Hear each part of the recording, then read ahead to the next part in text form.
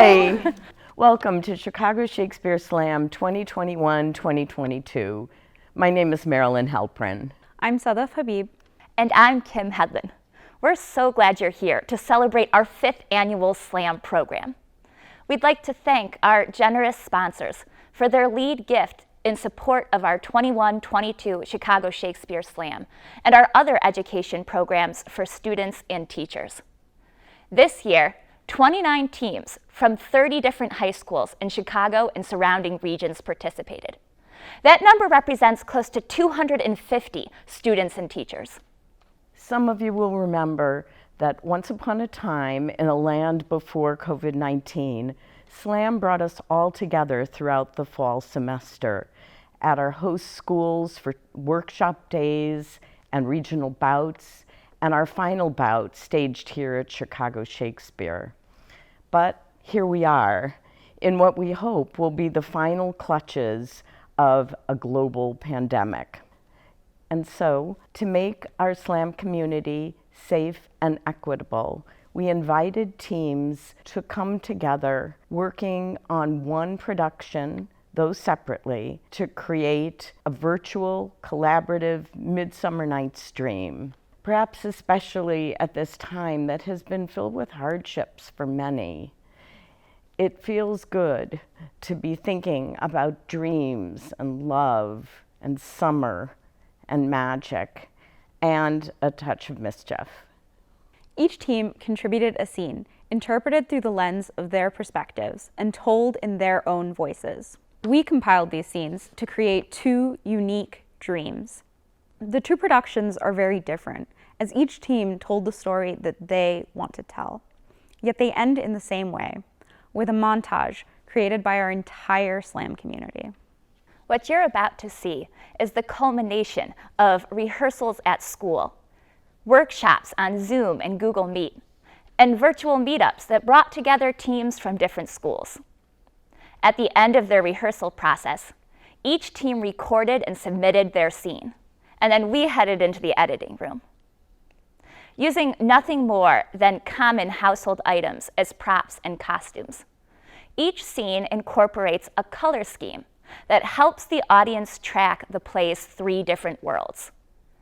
For Athens and its inhabitants, this color scheme is black and white. For the workers of the city, called the mechanicals, earth tones. And for the fairy world, rainbow. The resulting productions showcase the magic of bringing together different talents, voices, and imaginative visions. Of course, these 2 film productions of Shakespeare's play are just one small part of what Slam is about. Slam is also about being in conversation with a complex text. It's about finding your own voice. And more than anything, it's about building community. Whether virtual or in person, the culture of Slam, a culture that is first and foremost participatory and supportive, remains the same. We are so deeply grateful to each one of our teacher coaches who devoted hours to making this opportunity possible for their students. And we thank, too, each student who said yes to this dreamy idea of being part of an ensemble with 30 different schools across the region. We cannot wait to see what you all have created. Hello, I'm Barbara Gaines, the Artistic Director of Chicago Shakespeare Theater, and I want you to know from everyone at Chicago Shakes what you have accomplished this year, that you overcame so many COVID challenges and many, many others, and you did it all as a part of your Slam community. You have created something completely unique, a Midsummer Night's Dream, unlike any other one done ever in the world. And you created something so beautiful. You created something real from nothing, from air. You will always be a part of the Chicago Shakespeare community, always. And one day, I'm going to be able to welcome you in the lobby of our building in person. And then I will say to you, give me your hands because we are friends. All artists are friends. We care about each other. We care about the world and making it better. So thank you, friends. And I hope to see you very soon.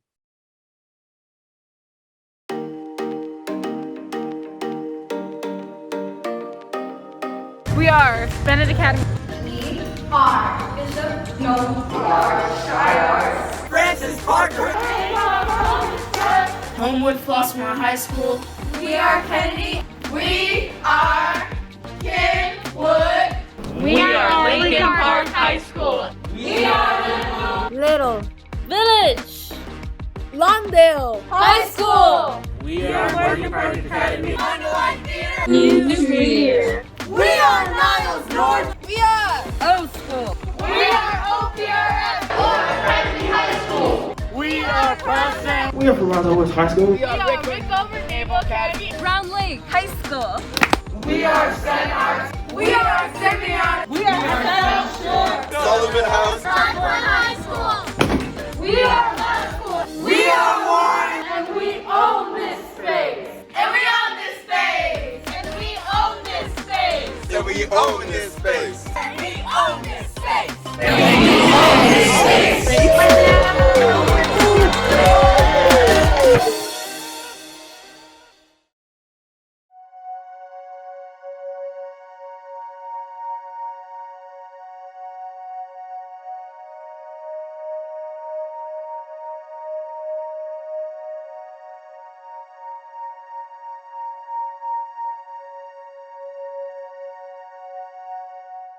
From Lance, sweet Hermia, and Lysander, yield thy praise titles my stern life. You have a father's love for me, too. Let me ask her. Do you marry him? This man has bewitched the bosom of my child.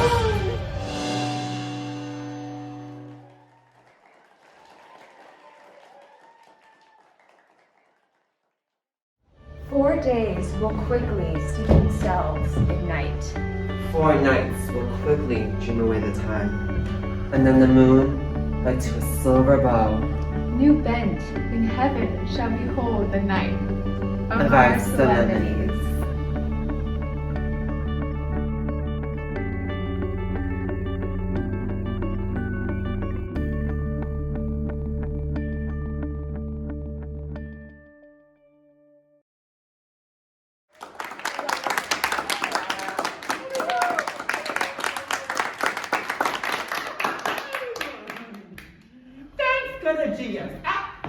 What's the news with thee? Full of vexation come I with complaint against my child, my daughter, Hermia. Stand forth, Demetrius, my noble lord. This man hath my consent to marry her. Stand forth, Lysander, and my gracious duke. This man hath bewitched the bosom of my child, and stolen the impression of our fantasy with bracelets of thy hair, rings, gods, conceits, snacks, trifles, sweetmeats, messengers of strong prevailment of unpardoned.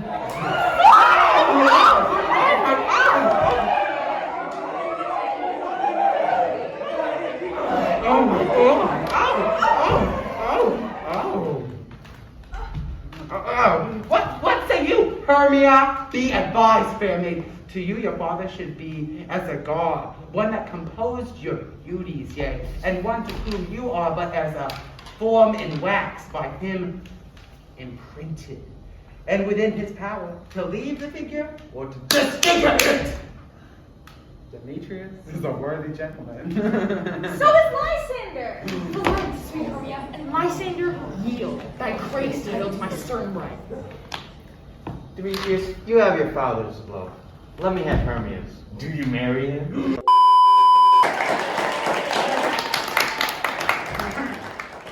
I do entreat your grace to pardon me. I know not by what power I made bold, nor how it may concern my modesty in such a presence here to plead my thoughts. But I beseech your grace, that I may know the worst that may befall me in this case, if I refuse to wipe Demetrius.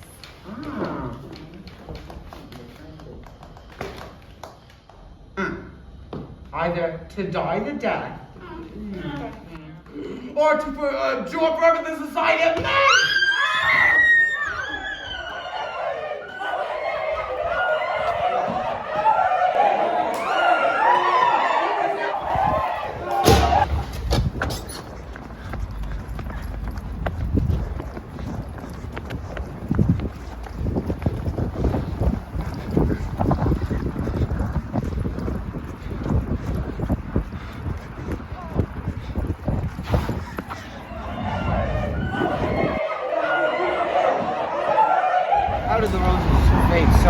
Why isn't she so pale?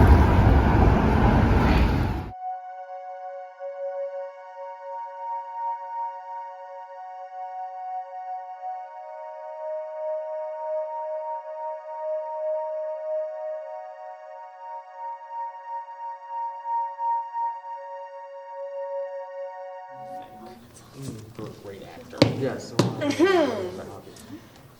Is all our company here? You best call them each generally man by man, according to the script. Here is the scroll of every man's name which is thought fit through all Athens to plan our interlude before the Duke and Duchess on his wedding day at night. First, good Peter Quince, say what the play treats on, and then call each actor, and so grow to a point. Mary, our play is the most lamentable comedy and most cruel death of Pyramus and Thisbe. A very good piece of work, indeed, I assure you, and a merry. Now, good Peter Quince, call each actor. Masters, spread yourselves. Answer as I call you, Nick Bottom, the Weaver. Ready! Say what part I am for, and proceed. You, Nick Bottom, are set down for Pyramus. What is Pyramus, a lover or a tyrant? He is a lover that kills himself most gallant for love. That will ask some tears in the true performing of it. If I do that, let the audience look to their eyes. I could play Ercles rarely, or a part to Terracadon, to make all split. The raging rocks and shivering shocks shall break the locks of prison's gate, and Phoebus' car shall shine from far to make and mar the foolish fates. Yeah! Woo! This was lofty. Now, call forth the rest of the actors. This is Ercles' vein, a tyrant's vein. A lover is more condoling. Francis Flute, the bellows mender. Here, Peter Quince. You, Flute, must take on Thisbe. What is Thisbe? A wandering knight? It is the lady that Pyramus is loved. Nay, fate let me not play a woman. I have a beard coming. That's all when you shall play it in a mask and speak as small as you will. And I might hide my face too. Let me play Thisbe. I shall speak in a monstrous little voice. Thisbe, Thisbe! Pyramus, my lover dear, thy Thisbe near and lady dear. No, you must play Pyramus. You, Thisbe. Very well, proceed. Robin Starveling, the tailor. Here, Peter Quince. You, Robin Starveling, must take on Thisbe's mother. Tom Snout, the tinker. Here, Peter Quince. You, Thisbe's father. Myself, Pyramus's father. Snug the joiner.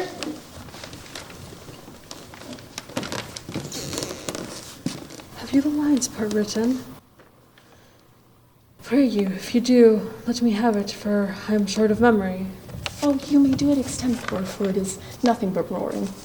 Let me play the lion too. I will roar that I will do any man's heart good to hear me. I will roar that I will make the Duke say, let him roar again, let him roar again. You can play no part but Pyramus, for Pyramus is a sweet-faced man, a proper man as one shall see in a summer's day, a most lovely, gentleman-like man. Therefore, you must needs play Pyramus. Well, I will undertake it. What beard should I best play it in? Why, what you will. I shall play it in a straw-colored beard and... But, masters, here are your parts. And I am to entreat you, request you, and desire you to con them by tomorrow night. Meet me in the palace wood, a mile without the town by moonlight. There we will rehearse, for if we rehearse in the city, we shall be dogged with company and our devices known. In the meantime, I will draw a bill of properties such as our play wants. I pray you fail me not. We will meet, and there we may rehearse, and most seemly and courageously take pains. Be perfect. Adieu. At the Duke's Oak we meet. Enough. Boulder cut bowstrings.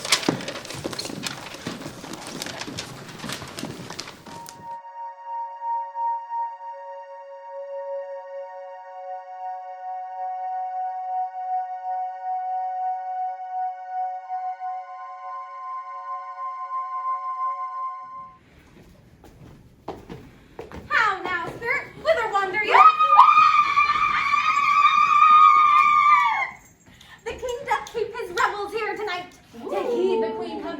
within his sight, for Oberon is passing fell and wrath, that she is her attendant, hath a lovely boy stolen from an Indian king.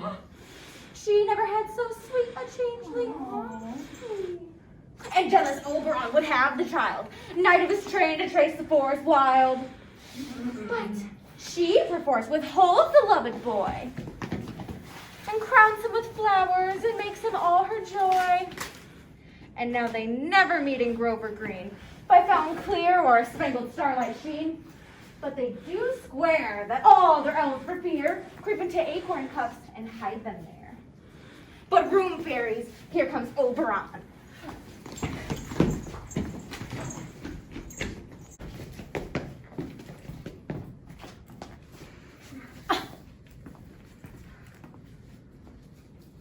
Ill met by moonlight, proud Titania. What, jealous Oberon? Fairies, skip hence.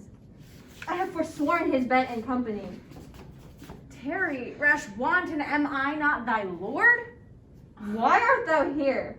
But that forsooth your buskin mistress and your warrior love to Theseus must be wedded, and you come to give their bed joy and prosperity? How canst thus for shame, Titania, glance at my credit with Hippolyta, knowing I know thy love to Theseus? These are the forgeries of jealousy, and never since the middle summer spring we met on hill, in dale, forest, or mead. For with thy brawls thou hast disturbed our sport. Therefore the winds, piping to us in vain, have sucked up from the sea contagious fogs, have every pelting river made so proud that they have overborne our continents. The seasons alter, hoary-headed frosts fall in the fresh lap of the crimson rose. The spring, the summer, the chilling autumn, angry winter change their wonted liveries, and the amazed world knows not which is which. And these same progenies of evils comes from our debate, from our dissension. Do you amend it then? It lies in you. I do but beg a little changeling boy. The fairy lands bide not the child of me. His mother was boisterous of my order. Full often has she gossiped by my side, when we have laughed to see the sails conceive and grow big-bellied with the wanton wind, which she, her womb then rich with my young squire, would imitate and sail upon the land.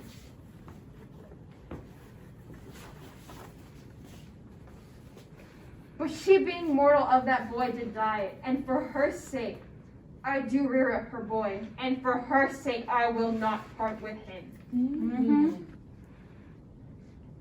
If you will patiently dance in our rounds and see our moonlit revels, go with us. If not, shun me and I will spare your haunts. Well, give me that boy and I will go with thee. Not for thy fairy kingdom. Fairies away, we shall tie downright if I longer stay. Well, go thy way.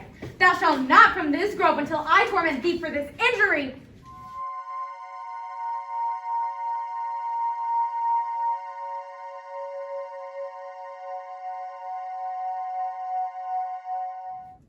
My gentle Puck, come hither. Thou rememberest that very time I saw Cupid all armed? A certain aim he took and loosed his bow.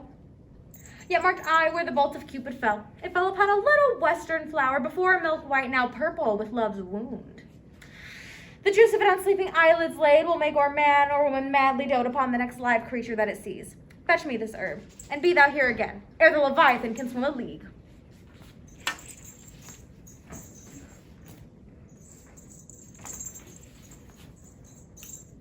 I'll put a girdle round about the earth in 40 minutes.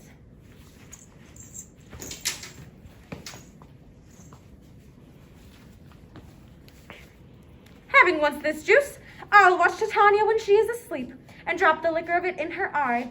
The next thing then she waking looks upon, be it on lion or roar bear, on wolf, bull, on meddling monkey, or on busy ape, she shall pursue it with the soul of love.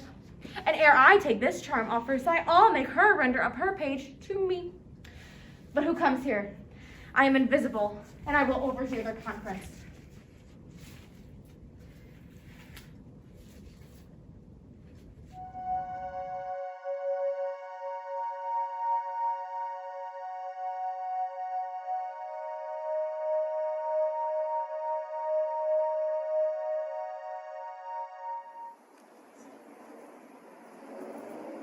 But who comes here?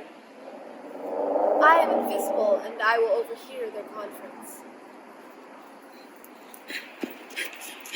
I love thee not, therefore pursue me not. Where is Lysander and fair Hermia? The one I stay, the other stayeth me. You draw me, hard-hearted adamant, yet you draw not iron, for my heart is as true as leave you your power to draw, and I shall have no power to follow. Do I entice you? Do I speak you fair, or rather do I not in the plainest truth? Tell you I do not, nor I cannot love you. And even for that do I love you more. I am your spaniel, Demetrius. The more you beat me, I will fawn on. Use me, but as your spaniel. Spur me, strike me. Tempt not too much, for I am sick when I do look on thee. And I am sick when I look not on you. You do impeach your modesty too much. To leave the city and commit yourself into the hands of the one who loves you not? Your virtue is my privilege. And for that, for you, are all the world. Then how can it be said that I am alone when all the world is here to look on me? I will not stay thy questions. Let me go. Or, if thou follow me, I shall do thee mischief in the wood. Aye! To the top of the town and the field you do me mischief! Fie, Demetrius! Your wrongs do set a scandal upon my sense. We cannot fight for love as men may do. We should be wooed, and we're not made to woo. I will follow thee and make heaven on hell, to die upon the hand I love so well. Fare thee well, nymph, ere he do leave this grove, thou shalt seek him, and he shall seek love. Hast thou the flower there? Welcome, wanderer. Aye, there it is. I pray thee, give it to me. I know a bank where the wild thyme blows, where oxlips the nodding violet grows. There sleeps Titania some time of the night, lulled in these flowers of dances and delight. And with the juice of this I'll streak her eyes and make her full of hateful fantasies. Thou shalt take some of this and seek through this world. A sweet Athenian lady is in love with a disdainful youth. Anoint his eyes, but do it, so the next thing he espies may be the lady. Thou shalt know the man by the Athenian garments he hath on. And look thou meet me ere by the first cock crow. Fear not, my lord, your servant shall do so.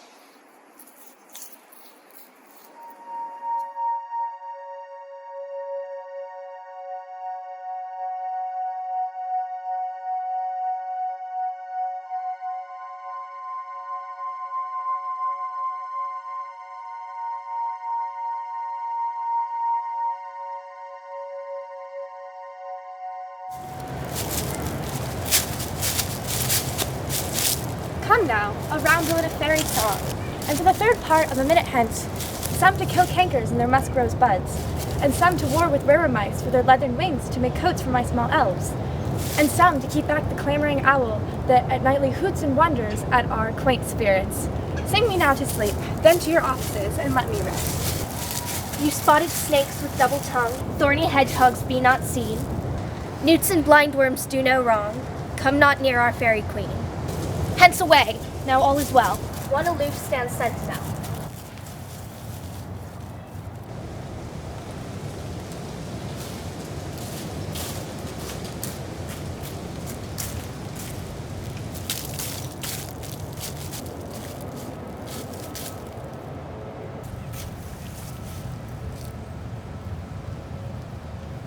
What thou seest when thou dost wake, do it for thy true love take.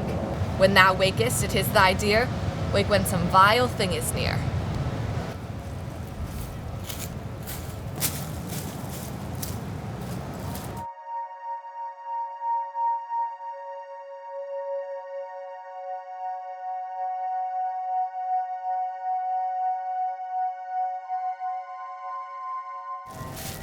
Fair love, you faint with wandering in the wood.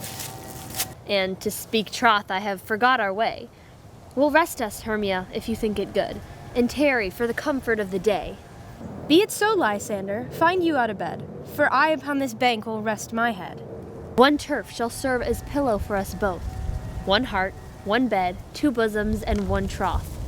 Nay, good Lysander, for my sake, my dear, lie further off yet, do not lie so near.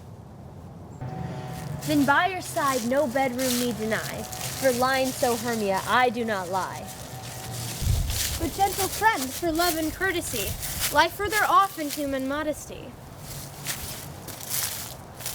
So far be distant, and good night, sweet friend. Thy love never alter till thy sweet life end. Amen, amen. To that fair prayer say I.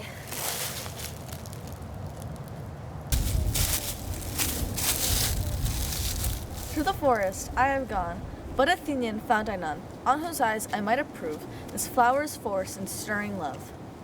Night and silence! Who is here? Weeds of Athens he doth wear. This is he, my master said, despise the Athenian maid. Churl upon thy eyes I throw, all the power this charm doth owe. When thou wakest, let love forbid sleep his seat on thy eyelid. So awake when I am gone, for I must now to Oberon.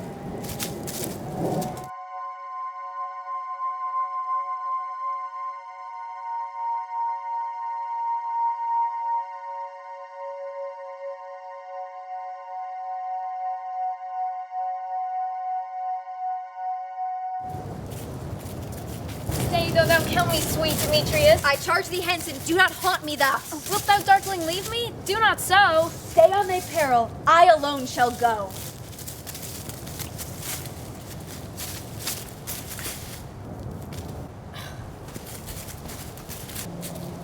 I am out of breath in this fond chase. The more my prayer, the lesser is my grace. Happy is Hermia, whereso she lies, for she hath blessed and attractive eyes. Therefore no marvel that Demetrius do as a monster fly my presence thus. But who is here? Lysander on the ground? Lysander dead or asleep? I see no blood, no wound. Lysander, if you live, good sir, awake. And run through fire I will for thy sweet sake. Do not say so. Lysander, say not so, but you love Hermia. Lord, what though, and Hermia still loves you? Then be content. Content with Hermia? No, I do repent the tedious minutes I with her have spent. Not Hermia, but Helena I love, who will not change a raven for a dove. Good troth, you do me wrong, good sooth you do, in such disdainful manner me to woo, but fare you well, perforce I must confess, I thought you lord of more true gentleness. Oh, that a lady of one man refuse should of another therefore be abused.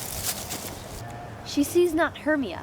Hermia, sleep thou there, and never mayest thou come Lysander near. And, all my powers, address your love and might, to honor Helen, and to be her knight. Ay me for pity, what a dream was here. Lysander, look how I do quake with fear. Methought a serpent ate my heart away, and you sat smiling at his cruel prey. Alack, where are you? Speak, and if you hear, speak of all loves. I swoon almost with fear. No? Then I perceive you are not nigh. Either death or you I'll find immediately.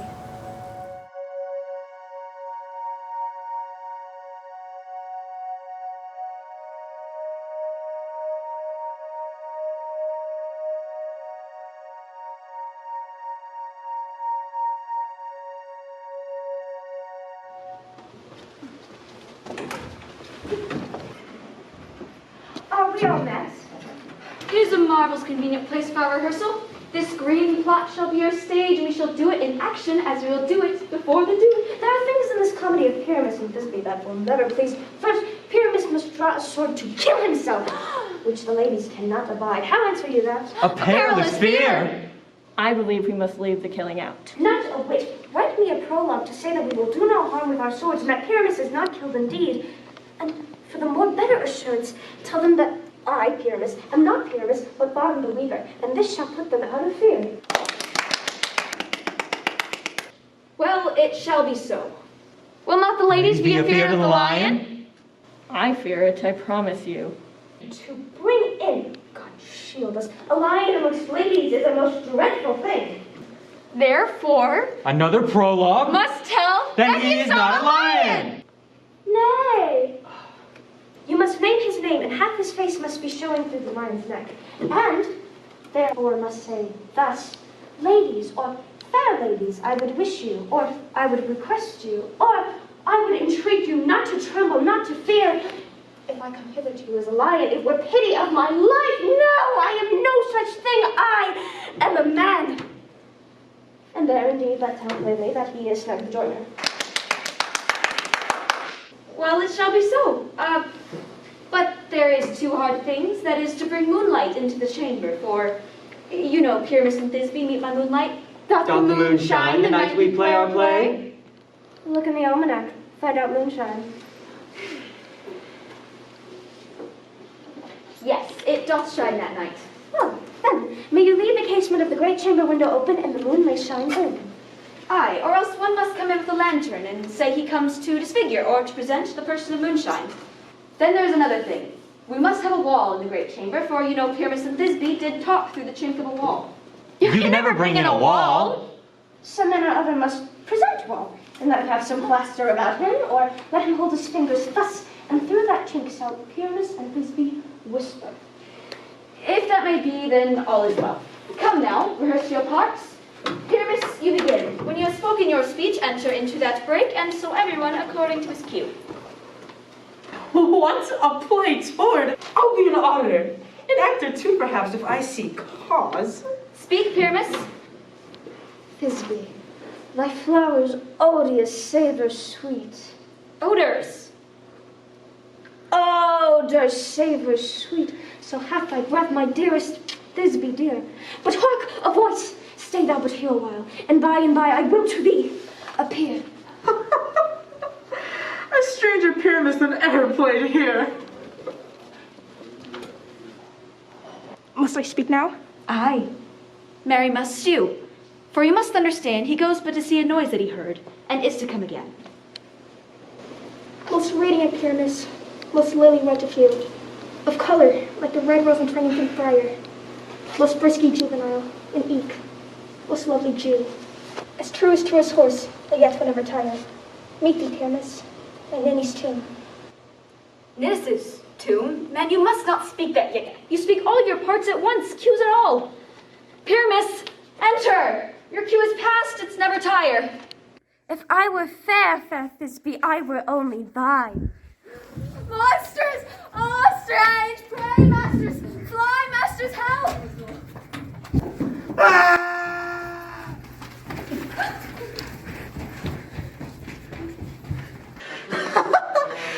I'll follow you.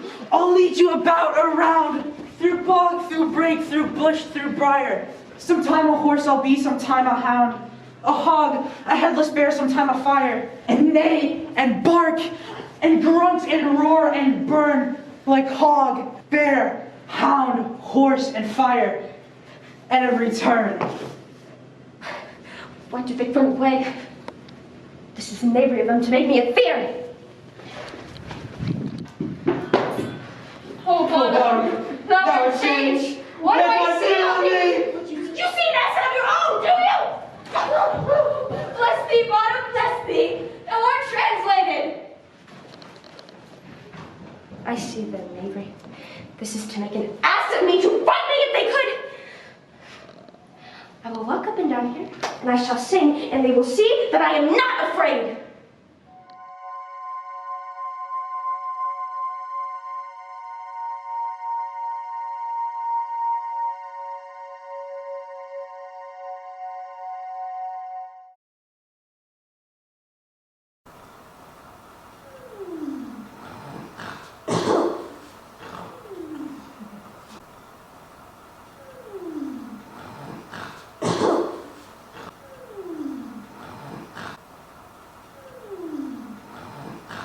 I see their knavery. This is to make an ass of me, to affright me if they could. But I will not stir from this place. Do what they can. I will walk up and down, and I shall sing, so they shall hear I am not afraid. The elves will coax the back of hill, with orange stony bill, the throstle with his notes so true, the wren and little quill. What? Angel wakes me from my flowery bed. The finch, the sparrow, and the lark, with plain song to the gray, whose note full many a man doth mark, and durst not answer nay. For indeed, who would send his wit so foolish a bird? Who would give a bird that lie, though he cried cuckoo never so? Cuckoo! I pray thee, gentle mortal, sing again. My ears would never if I don't. So is mine eye enthralled to thy shape, and thy forever tree scores before stop move me. On the first you said, to swear, I love thee! Methinks, mistresses, you should have little reason for that. And yet, to say the truth, reason and love doth keep little company together nowadays. 'Tis a pity more honest neighbors cannot make them friends. Nay, I can bleak upon occasion. Thou art his wife, thou art beautiful. Not so much neither, but if I had wit enough to get out of this wood, I had enough to serve mine own turn. Out of this wood do not desire to go. Thou shalt remain here, whether that will turn out. I am a spirit of no common race. The summer is still not tend upon my state, and I do love thee, therefore go with me. I'll give thee berries to attend on me, and they shall fetch thee jewels from the deep, and sing while thou unblessed flowers dost sleep. And I will purge thy mortal grossness so that thou shalt like an airy spirit go peace blossom. How good luck! And mustard sing. Ready? And I am Al. Where shall we go? Kind and courteous to this gentleman. Me. Hop in his walks. And gamble in his eyes. Feed him with apricots. And dewberries. Purple grapes, green figs, and mulberries. The honey bags steal from the hucklebeaks. And for night tapers crop their waxen dyes, light them at the fiery glowworm's eyes. To have my love to bed and to arise. Pluck the wind from painted butterflies. To fan the moonbeams from his sleeping eyes. Not to him out and do him courtesies. Hail, morsel! Hail! Hail! Hail! I pray your worship's mercy heartily. I beseech your worship's name. Cobweb. I shall desire you of more acquaintance, good master Cobweb. If I cut my finger, I will make bold with you. Your name, I beseech you, sir? Peace blossom.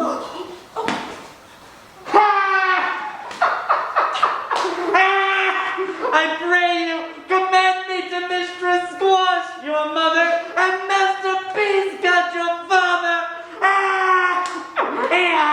I shall desire you of more acquaintance too, good Master Peace Blossom. Your name, honest gentleman?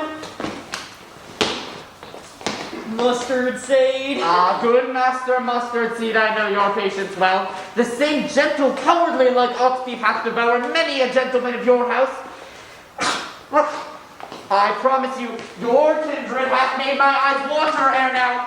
I shall desire you of more acquaintance too, good Master Mustard Seed. Come, wait upon him. Lead him to my bower. Who's my bower?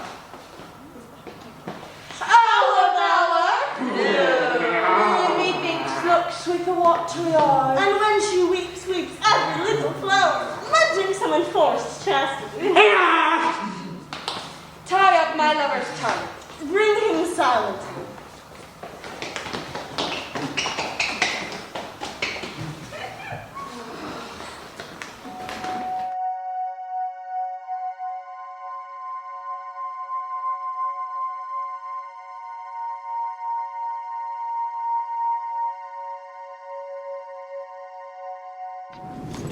I wonder if Titania be awake. Then what it was that next ham in her eye where she must dote on the extremity. Here comes my messenger. How now, mad spirit, what my rule about this haunted grove? My mistress with a monster is in love. Near to her close and concentrated bower while she was in her dull and sleeping hour. The crew of Patrick's rude mechanicals that worked for bread upon the Thespian stalls were met together to rehearse a play intended for great Theseus' new day.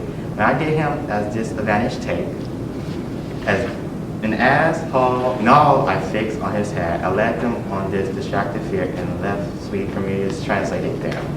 When in that moment so it came to pass, Titania woke up and straightway loved and asked, This falls out better than I can advise. But hast thou yet lashed the Athenian's eye with the love juice as I did bid thee do? I took him sleeping, that is finished, to an Athenian woman by his side, that when he waked, afore she may be eyed. Stand close, this is the same Athenian. This is a woman, but not just the man.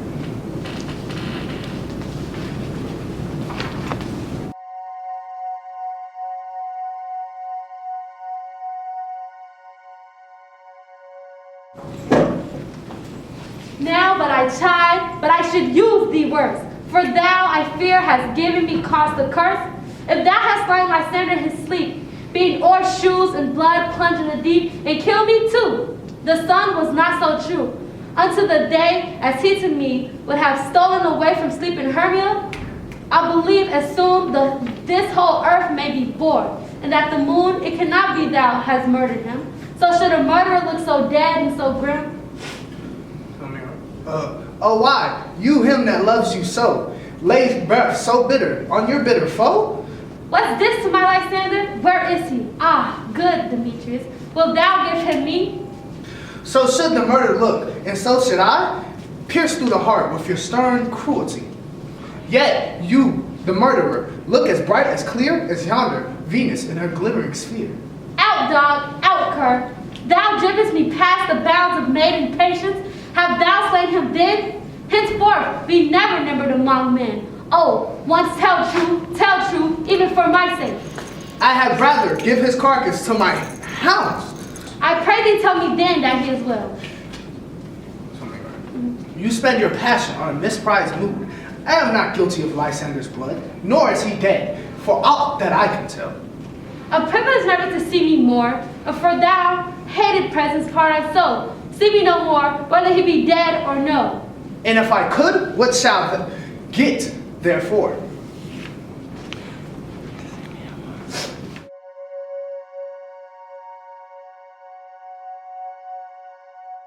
There is no following for her in this fierce vein. Hence, therefore, I will remain. So sorrow heaviness, thou heavier grow. For debt that bankrupt, slept thou sorrow owe, which now in some slight measure it will pay, if for his tender here I make stay.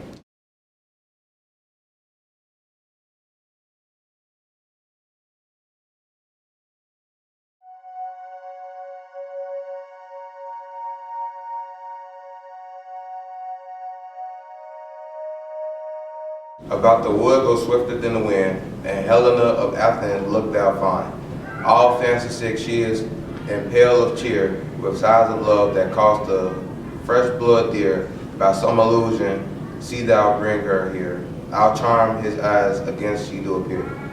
I go. How far I go, swifter than arrows from Tartar's bow. Applying the nectars to Demetrius' eyes, flower of this purple dye, hit with Cupid's archery, sink an apple of his eye. When his love he doth espy, let her alone shine as gloriously as the Venus of the sky. When thou wakest, if she be by, beg her for remedy.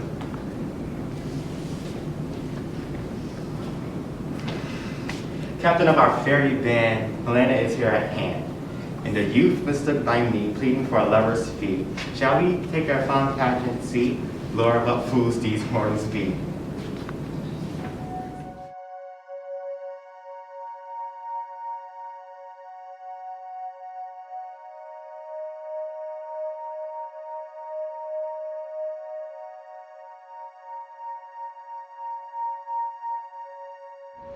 Why should you think I should win scorn? Scorn and duration never come in tears. Look, when I vow, I weep, and thou soul born, and their nativity, all truth appears. How can these things to me seem scorn to you, bearing the badge of faith to prove them true? You do advance your cunning more and more. but truth kills truth. Ah, devilish holy fray! These vows are Hermia's. Do you give her o'er? Weigh oath with oath, and you will nothing weigh. Your vows to her and me, put into scales, will even weigh, and both as light as tails. I had no judgment to her, I swore. Nor none in my mind, now you give her o'er. Demetrius loves her, and he loves not you. Helen, goddess, nymph, perfect, divine, to what my love shall I compare thine eye? Oh, crystal is muddy. How ripened show thy lips, those kissing cherries, tempting grow, when thou holdst up thy hand. Let me kiss this princess of pure white, this seal of bliss. Oh, spite! Ah, hell! I see you are all bent to set against me for your merriment. If you were civil and knew courtesy, you would not do me thus much injury. Can you not hate me as I know you do, but you must join in souls to mock me too? If you were men, as men you are in show, you would not use a gentle lady so. You both are rivals and love Hermia, and now both rivals to mock Helena with your derision. None of noble sort would so offend a virgin and extort a poor soul's patience, all to make you sport. You are unkind, Demetrius, be not so. For you love Hermia, this you know I know, and with all goodwill, with all my heart. And Hermia's love, I yield you up my part. Never did mockers waste more idle breath. Lysander, keep thy Hermia, I will not. If e'er I loved her, all that love is gone. My heart to her, but as guest wise sojourn. Now to Helen is at home returned, there to remain. Helen, it is not so. Disparage not the fate thou dost not know, lest to thy peril thou wilt buy it dear. Look where thy love comes, yonder is thy dear. Dark night, that from the eyes of unction takes, but you're more quick and apprehension makes. And mine, I think it brought me to thy sound, for why so unkindly didst thou leave me so? Lysander's love, not pressed to go. Your love could press Lysander from my side. Lysander's love, thou wilt not let him bide. Ah, fair Helena, who more gilds the night than all yon fiery eyes and oaths of light. Why seekest thou me? Can thou make me know the hate I bear thee made me leave thee so? You speak not as you think, it cannot be. Lo! She is one of this confederacy. Now I perceive they have conjoined all three to fashion this false sport in spite of me. Injurious Hermia, most ungrateful maid, have you conspired? Have you with these contrived to spite me with this foul derision? Has all the counsel that we have shared, the sisters' vows, the days that we have spent, when we have chid the hasty-footed time for parting us, is all forgot?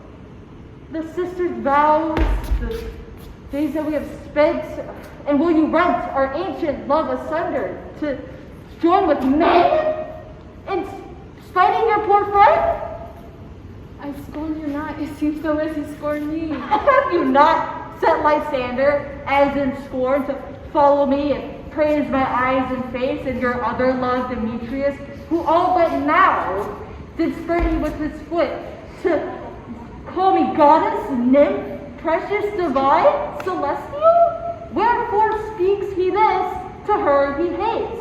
And wherefore doth Lysander deny your love, so rich within his soul, and tender me forsooth affection, but by your command, by your consent?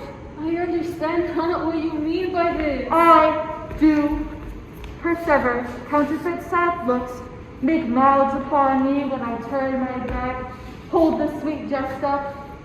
This sport, well chronicled, well carried, shall be chronicled.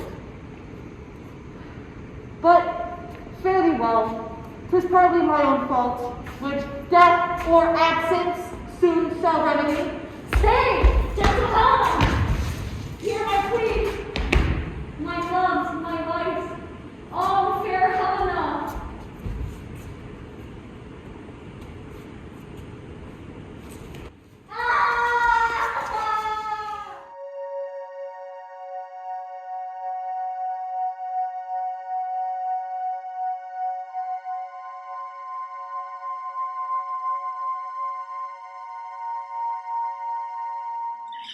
Stay, gentle Helena, hear my excuse. My love, my life, my soul, fair Helena. Oh, excellent. Sweet, do not scorn her so. If she cannot entreat, I can compel. Thou canst compel no more than she entreat. Thy threats have no more strength than her weak prayers. Helen, I love thee, my life I do. I swear by that which I will lose, for thee to prove him false that says I love thee not. I say I love thee more than he can do. If thou say so, withdraw and prove it too. Quick, come. Lysander, whereto tends all this? Away, you. No, he'll seem to break loose. Take on as you would follow, but yet come not. You are a tame man, go. Hang off, thou cat, thou burr, vile thing, let loose, or I will shake thee from me like a serpent. Why are you grown so rude? What changes this sweet love? Thy love? Out, loathed medicine, O hated potion, hence. Do you not jest? Yes, sooth, and so do you. Demetrius, I will keep my word with thee. I would I had your bond, for I perceive a weak bond holds you. I'll trust not your word. Should I strike her, hurt her, kill her, dead? Although I hate her, I will not harm her so. What? Can you not do me greater harm than hate? Hate me? Wherefore? Oh me, what news, my love? Am I not Hermia? Are you not Lysander? I am as fair now as I was erewhile. Since night you loved me, yet since night you left me. I, by my life, never did desire to see thee more. Therefore, be out of question, of hope, of doubt. Be certain nothing truer, 'tis no jest that I do hate thee, and love Helena. Oh, me? You juggler! You canker blossom! You thief of love! What, have you come by night and stolen my love's heart from him? Have you no modesty, no maiden shame? Fie, you counterfeit, you puppet, you! Puppet? Why so? Aye, that way goes the game. Now I perceive she have made compare. Between our statures, she hath urged her height. And with her personage, her tall personage. Her height, forsooth, she has prevailed with him. And I so grown high in his esteem? Because I am so dwarfish and so low. How low am I, though painted maple? Speak! How low am I? Am I not yet so low? But my nails can reach to thine eyes. Oh, I pray you, though you mock me, gentlemen, let her not hurt me. I am the right maid of my cowardice. Let her not strike me. You may think, because she is something lower than myself, that I can match her. Lower? Hark again. Good Hermia, don't be so bitter with me. I ever did love you. Hermia, did your counsels never wronged you? Save that with love unto Demetrius. I told him of your stealth unto this wood. He followed you for love. I followed him. And now, so you will let me quite go to Athens, I will bear my folly back and follow you no further. Why? Get you gone. Who is it that hinders you? You. A foolish heart I leave here behind. What? With Lysander? With Demetrius! Be not afraid. She shall not harm thee, Helena. No, sirs, she shall not, though you take her part. When she is angry, she is keen and shrewd. She was a vixen when we went to school, and though she be but little, she is fierce. Little again? Nothing but low and little? Why will you suffer her to flout me thus? Get you gone, you dwarf, you minimus of hindering knotgrass maid, you bead, you acorn. You are too officious in her behalf that scorns your services. Let her alone. Speak not of Helena, take not her part. For if thou dost intend never so little show of love to her, thou shalt abide it. Now she holds me not. Now follow, if thou darest to try whose right of thine or mine is most in Helena. Follow? Nay, I'll go with thee, cheek by jowl. You, mistress? All this coil is long of you.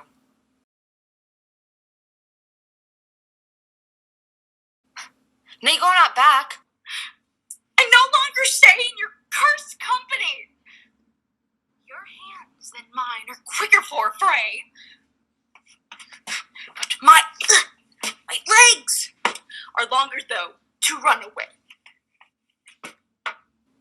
I am amazed and know not what to say.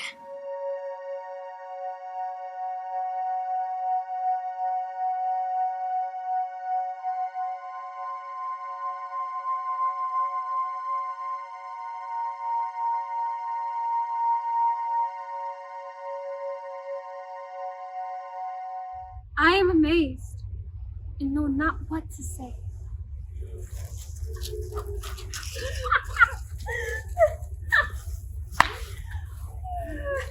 This is thy negligence, or else thou committest thy knaveries willfully. Believe me, to your shadows I mistook. Then now you tell me I should know the man by the Athenian garment he had on? Thou seest these lovers seek a place to fight. Hide therefore, Robin, overcast the night, and lead these testy lovers so astray, as one come not within another's way. And crush this herb until Lysander's eye, who hath this virtuous property,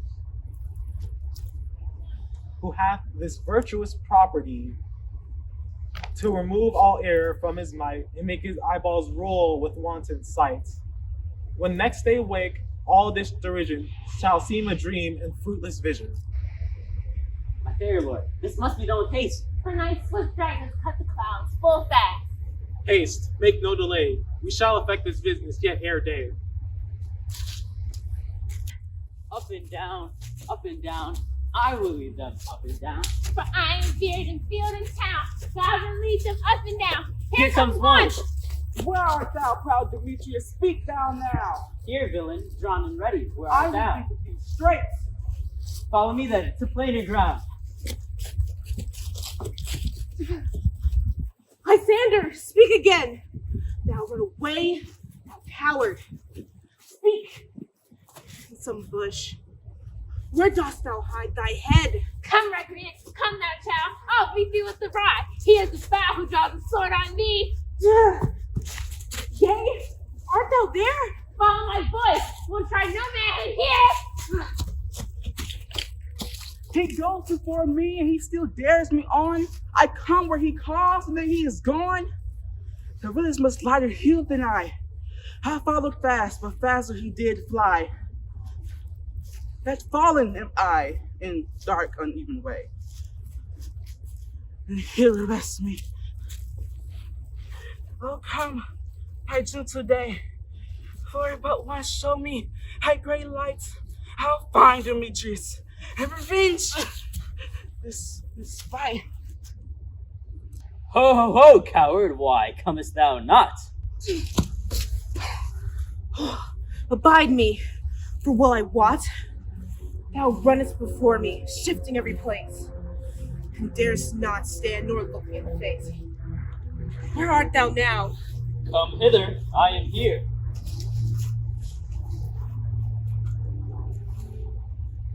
Nay, then thou mockest me. Thou shalt buy this dear, if ever I thy face by daylight see. Oh. Now, go thy way. Faintness constraineth me to measure myself on this cold bed. By day's approach, look to be visited.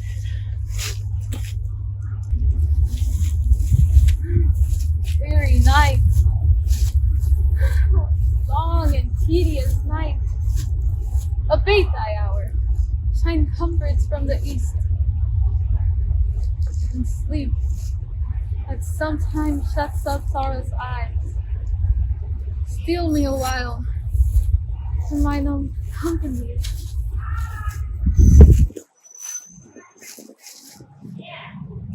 Yet but three, come one more.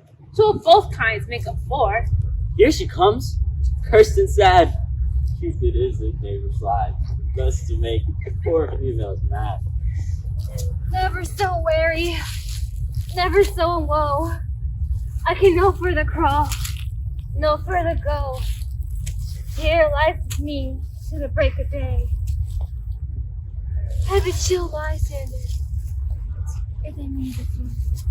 On the ground, sleep sound. I will fly to your eye.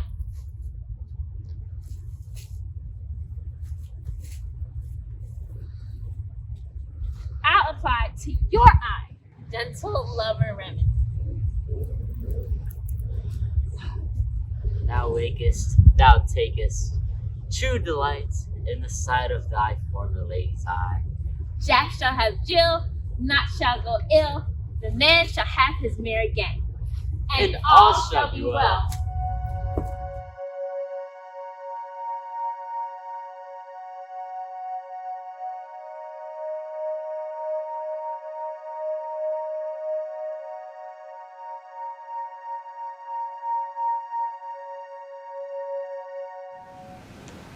Come, sit thee down upon this flowery bed, and while I thy amiable cheeks do coy, and stick musk roses in thy sleek, smooth head, and kiss thy fair, large ears, my gentle joy. Where's Peas Blossom? Ready? Scratch my head, Peas Blossom. Where's Monsieur Cobweb? Ready? Monsieur Cobweb, good Monsieur, get your weapon in your hand. Kill me a red tumblebee on top of a thistle! Ah! And, good Monsieur, bring me the honey back. Do not fret yourself too much in the action, Monsieur. And, good Monsieur, have a care of the honey bag. Break not! I would be loath to have you overflown with the honey bag, Senor!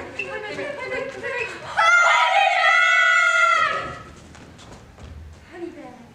Where's Monsieur Mustard Seed? Ready! Give me your neef. Neef. Oh, pray you leave your courtesy, good Monsieur. What is your will? Nothing, good Monsieur, but to help Capillary Cobweb to scratch. Oh, I must to the barber's, Monsieur, for methinks I marvels hairy about the face, and I am such a tender ass, if my hair do but tickle me, I must scratch.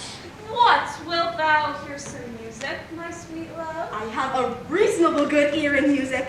Let's have the tongs and the bones. Or say, sweet love, what thou desirest to eat? Truly?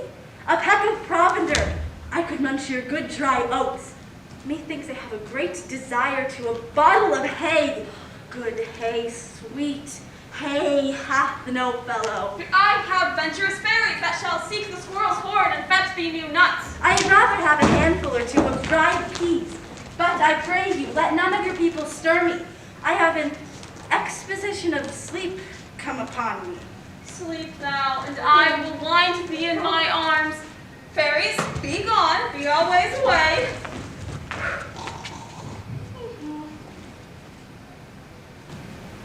So doth the woodbine, sweet honeysuckle, gently entwist. The female ivy so enrings the barky fingers of the elm.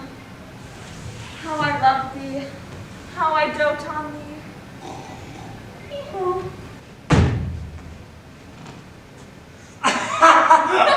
Welcome, good Robin, seest thou this sweet sight? For dotage now I do begin to pity, seeking sweet favors for this hateful fool. I did upbraid her and fall out with her, for she his hairy temples then had rounded with coronet of fresh and fragrant flowers, and that same dew like tears that did their own disgrace bewail.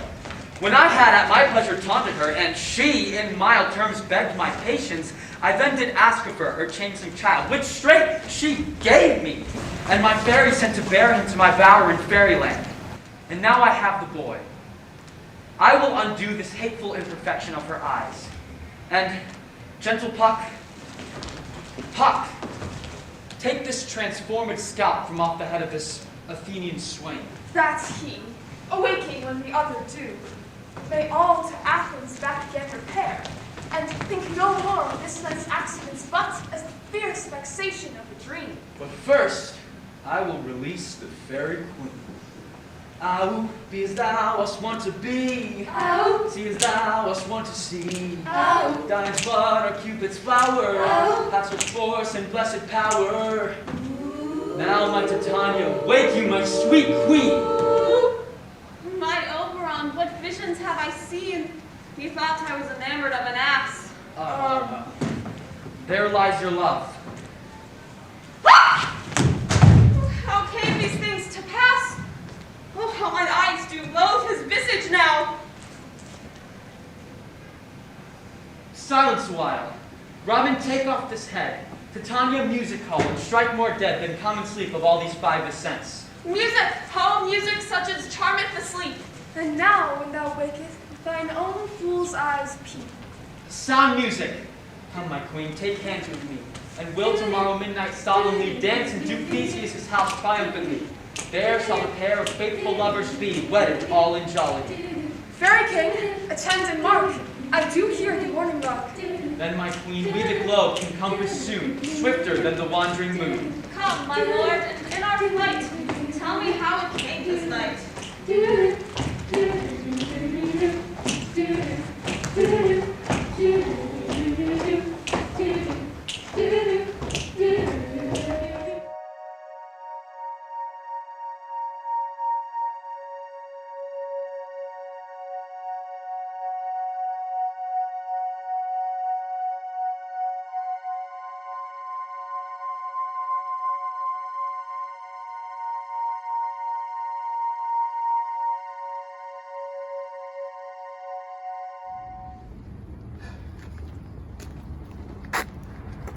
But soft, what nymphs are these? This is my daughter here asleep. This Lysander, this Demetrius's. This Helena, old Nadar's Helena. I wonder if they're being here together. No doubt they rose up early to observe the rite of May, and hearing our intent, came here in grace our solemnity. But speak, Aegeus, is this not the day that Hermia should give answer of her choice? It is, my lord. Go, bid the huntsmen wake them with their horns. Good morrow, friends. Saint Valentine is past. Begin these wood birds but to couple now. Pardon, my lord. I pray you all, stand up. I know you two are rival enemies. How comes this gentle conqueror in the world, that hatred is so far from jealousy, to sleep by hate and fear no enmity? My lord, I shall reply amazedly. Half sleep, half waking, but as yet I truly swear. I cannot truly say how I came here, but as I think, for truly I would speak. And now I do bethink me, so it is. I came with Hermia hither.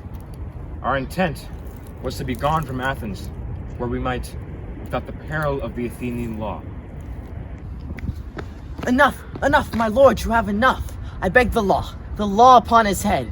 For they would have stolen away, they would, Demetrius. They would have defeated you and me. You of your wife and me of my consent that she should be your wife. My lord, fair Helen told me of their stealth, of this their purpose hither to this wood. And I in fury hither followed them, fair Helena in fancy followed me. But, my good lord, I wot not by what power, but by some power it is, my love to Hermia melted as the snow. Seems to me now as the remembrance of an idle toy, which in my childhood I did dote upon. And all the faith, the virtue of my heart, the object and the pleasure of mine eye, is only to Helena. To her, my lord, was I betrothed ere I saw Hermia. But, like a sickness did I loathe this food, but as in health come to my natural taste.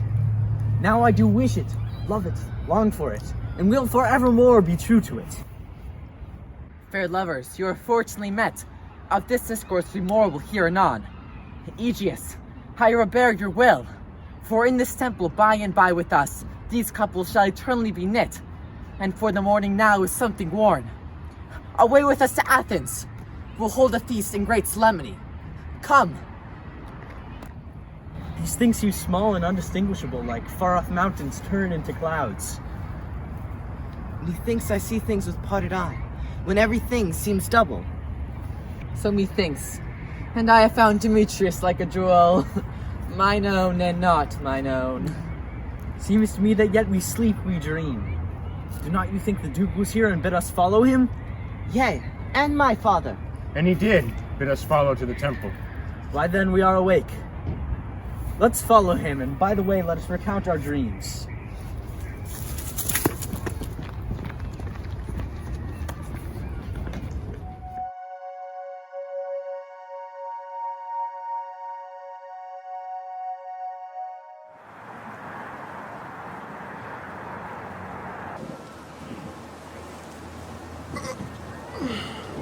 like you comes, call me and I will answer. Most fair Paramus. Hey ho! Peter Quince. Fruit the bellows mender. Starveling. Snout the tinker. God's my life. Stolen hands left me asleep. I have had the most rare visions. I've had to pass the width of man to say what dream it was. Man is but an ass if he goes about expound to the dream. Me thought I was, there is no man can tell what me thought I was and me thought I had. But a man is but a patch fool if he will offer to say what me thought I had. The eye of man hath not heard, the ear of man hath not seen. Man's hand is not able to taste, his tongue conceive, nor his heart to report what my dream was. I will get Peter Quince to write a ballad of his dream. It shall be called Bottom's Dream, because it hath no bottom. And I will sing it in the latter end of a play before the Duke.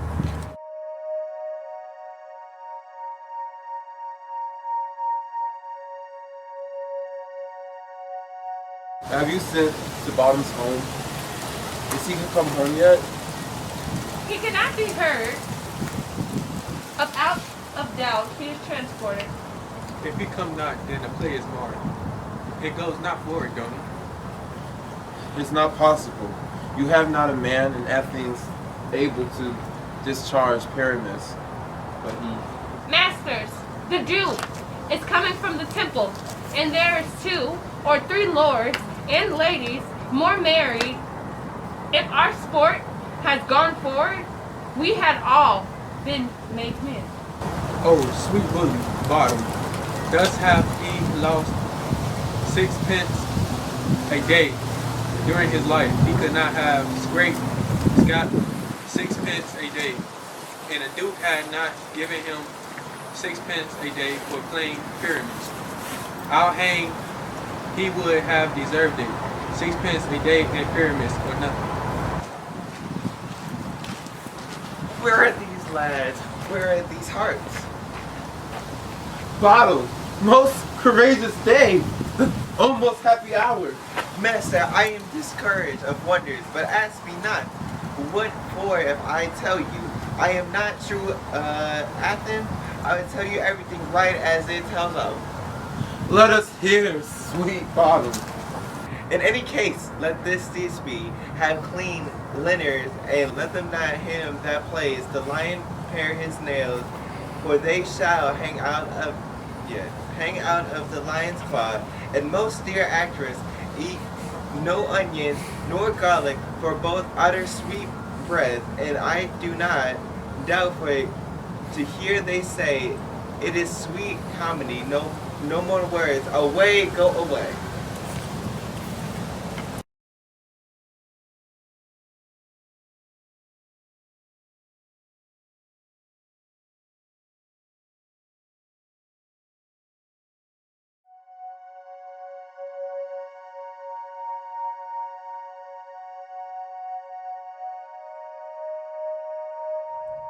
More strange than true, I may never believe these antique fables, nor these fairy toys.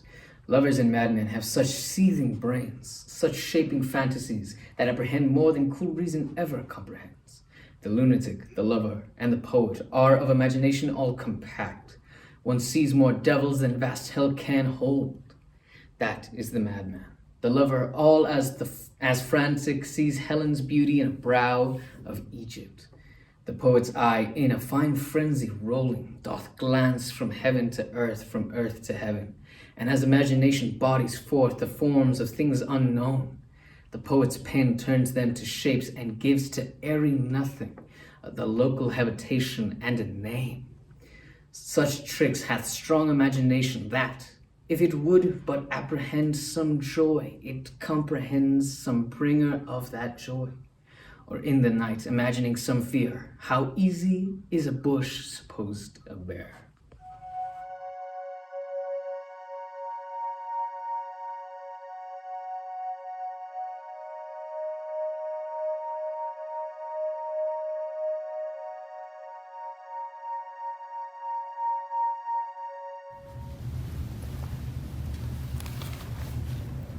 Here come the lovers, full of joy and mirth. Joy, gentle friends. Joy and fresh days full of love accompany your hearts. More than to us. Wait in your royal walks, your board, your bed. Come now. What masks, what dances shall we have, to wear away this long age of 3 hours, before or after supper and bedtime? Where is our usual manager of mirth? What revels are in hand? Is there no play to ease the anguish of a torturing hour? Call Philostrate. Here, mighty Theseus. Say, what abridgment have you for this evening? What masks? What music? How shall we beguile such lazy time if not with some delight? There are brief many sports that are ripe. Come forth and choose which your highness will see first. The battle of the centaurs to be sung by an Athenian eunuch to the harp. Will none of that. That have I told my love and glory of my kinsman Hercules. The riots of the tipsy bacchanals, tearing the thrashing singer apart in their rage. That is an old device, and it was used when I from Thebes came last a conqueror. The thrice 3 muses, mourning the death of learning, late deceased in beggary. That is some satire, keen and critical, not sorting with a nuptial ceremony. A tedious brief scene of young Pyramus and his love Thisbe, very tragical mirth. Merry and tragical. Tedious and brief. That is hot as ice, wondrous strange snow. How shall we find the concord to this discord? A play there is, my lord, some 10 words, which is as brief a play as I have ever seen, but by 10 words it is too long, which makes it tedious, for in all the plays there's not one word or player fitted, and tragical it is, for Pyramus doth kill himself. When saw rehearsed, I must confess, made eyes water, but more merry tears. The passion of loud laughter never shed. What are they that do plate? Hard-headed men that work in Athens here, which have never labored in their minds till now, and have toiled in their unbreathed memories with the same play against your nuptial. And we will see it. No, my lord, it is not for you. I have seen it over, and it is nothing, nothing in the world. Unless you can find sport in their intent, scorned and stretched with cruel pain, to do you service. I will see that play, for never anything can be amiss. When simpleness and duty tender it, go, bring them in, and take your places, ladies. I love not to see wretchedness overcharged, or duty in his service perishing. Why, gentle sweet, you shall see no such thing. He says they can do nothing of this kind. What kind are we? To give them thanks for nothing. Our sport shall be to take what they mistake, and what poor duty cannot do. Noble respect takes it in might, not merit. Where I have come, great clerks have purpose to greet me with premeditated welcomes. Where I have seen them shiver and look pale, make periods in the midst of sentences, throttle their practiced accent and their fears, and in conclusion, dumbly have thrown off, without paying me any welcome. Trust me, sweet. Out of this silence, yet I picked a welcome. And in the modesty of this fearful duty, I read as much from the rattling tongue of saucy and audacious elegance, love, therefore, and tongue-tied simplicity, in the least of my speech and my capacity.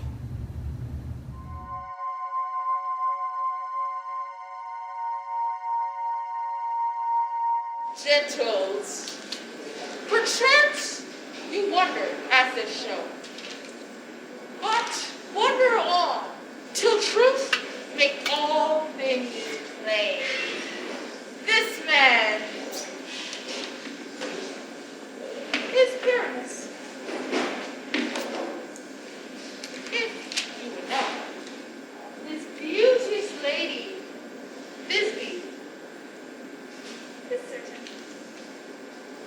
This man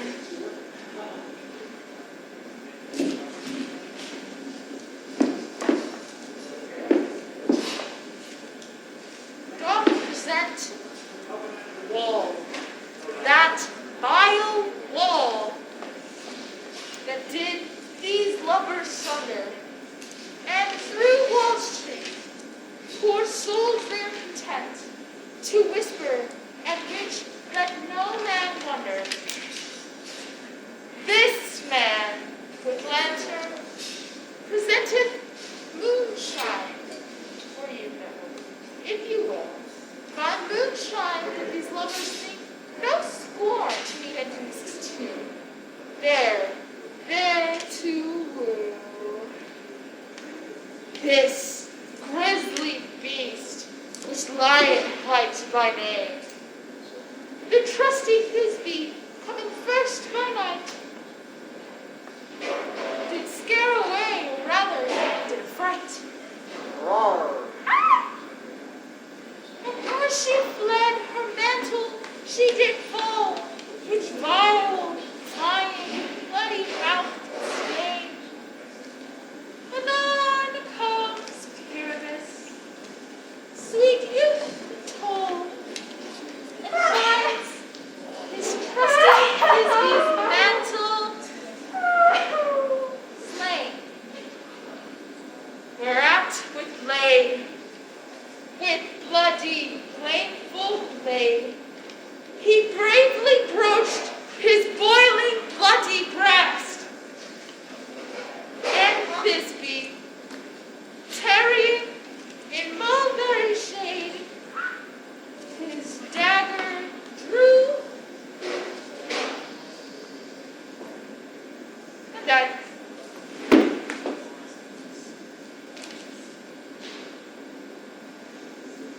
Let lion, moonshine, wall, and lovers twain at large discourse, while here they do remain.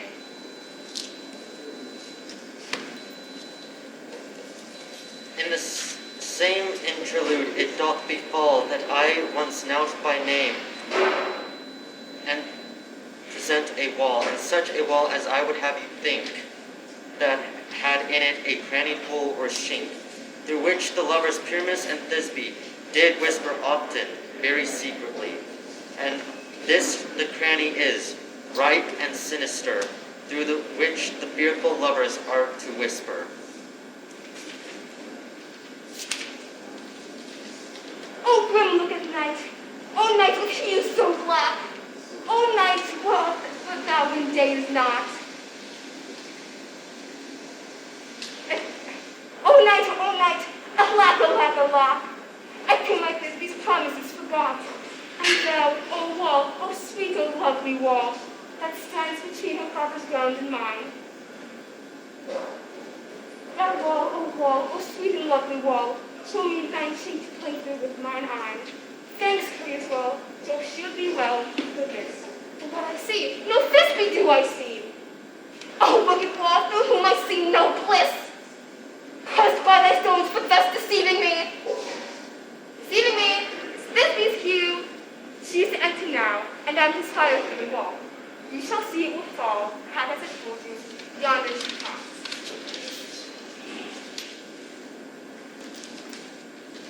Oh, wall, full often hast thou heard my moan, for parting like thy prayers to me.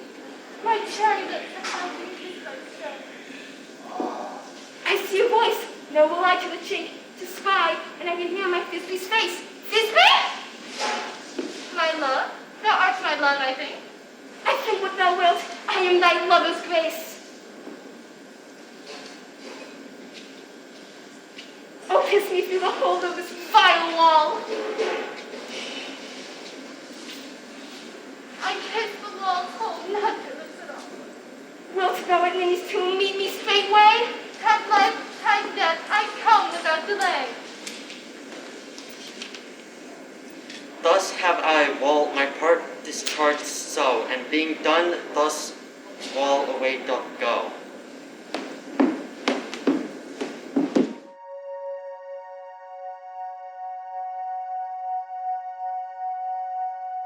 You ladies, you whose gentle hearts do fear, may now perchance both quake and tremble here. When lions rough in wildest rage doth roar, then know that I, as not the joiner am, a lion fell nor else no lion's dam.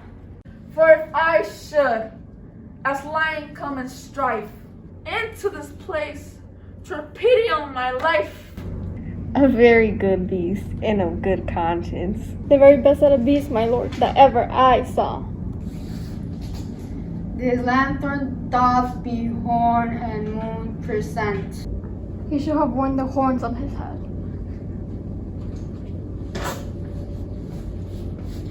This lantern doth be horn by moon present. Myself, the man in the moon, do seem to be. I'm aweary of this moon. Would he would change? But silence. Here comes Thisbe. This old nice tomb, where is my love? Roar!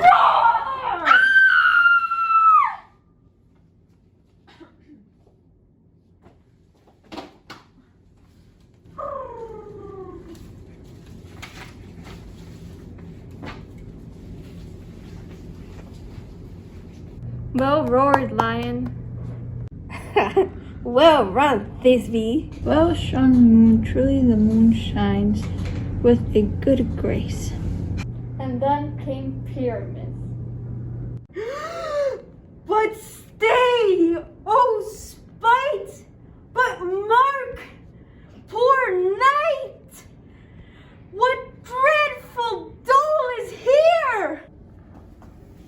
Eyes, do you see? How can it be? Oh, dainty duck! Oh, dear! Thy mantle good, what stained with blood! Beshrew my heart, but I pity the man.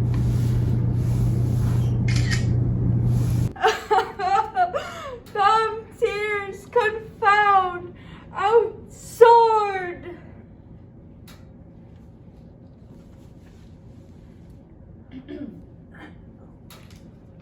And wound the pap of Pyramus. Wound! Wound the pap of Pyramus, where heart doth hop.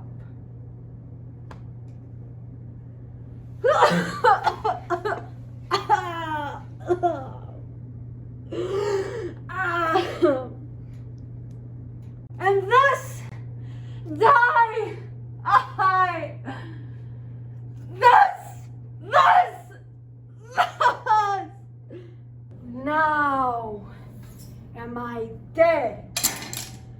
Now am I fled. My soul is in the sky. Tongue, lose thy light. Moon, take thy flight.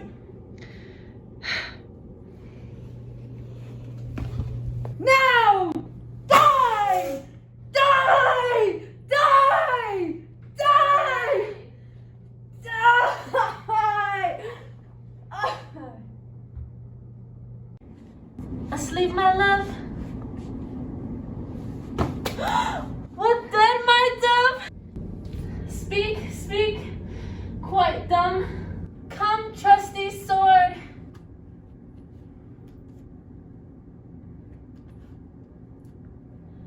Come, blade, my breast imbrew.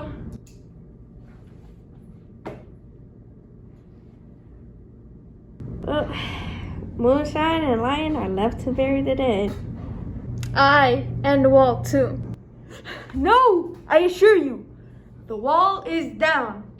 Will it please you to see the epilogue or hear a burgomass dance between two of our company? No epilogue. I pray you, for your play needs no excuse. The iron tongue of midnight hath told 12. Lovers to bed. 'Tis almost spirit time.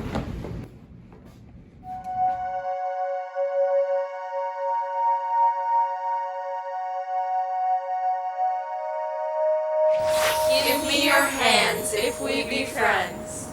Give me your hands. Give me your hands.